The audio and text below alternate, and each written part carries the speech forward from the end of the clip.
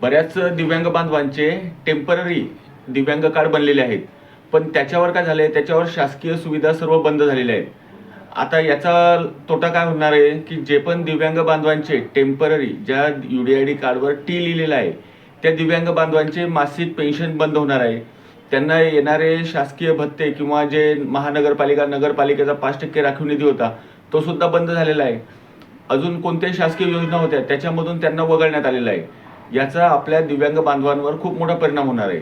आणि आपण ज्यावेळेस तपासणीसाठी दवाखान्यात जातो त्याला तारीख दिलेली आहे 5 वर्ष 10 वर्षानंतर आपण तपासणी करायची आहे. त्याच्यानंतर डॉक्टर ठरवतील आपल्याला परमनंट द्यायचं आहे की टेम्पररी. असे बरेच दिव्यांग बांधव आहेत जे ओरिजिनल दिव्यांग आहेत, ज्यांना चालणे फिरणे जमत नाही तरी सुद्धा त्यांना टेम्पररी कार्ड दिलेलं आहे. आणि याचा तोटा असा होणार आहे की त्यांना शासकीय पेन्शन मिळणार नाही. याच्यामुळे त्यांनी जगायचं कसं? एकतर काम होत नाही, कोणाच्या हातात रॉड टाकलेला आहे, तो रॉड निघत नाही, 10 वर्ष तो काम करू शकत नाही. 10 वर्षांनी आता त्याचं वय सध्या 50 वर्ष आहे, त्याच्यानंतर 60 वर्ष वय होईल आणि तो काय काम करू शकणार? त्याला आपल्या उदरनिर्वाहाचं काय कसं भागवणार तो? शासकीय 2,500 रुपये मानधन जे मिळणार होतं त्याच्यावर त्याचा घर खर्च भागत होता, आता तो सुद्धा बंद होणार आहे.